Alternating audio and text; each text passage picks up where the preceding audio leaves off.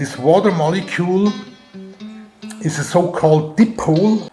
Its charges, the negative charges, the electrons, they are pulled rather to the heavier oxygen in the center of this V, and therefore you in average always find more electrons and a negative charge on this part where the oxygen sits, and more a positive charge on the two ends of the V where the two hydrogens are sitting. So these are clearly dipole properties. These little water molecules, they all are very reactive of anything electromagnetically happening in the environment.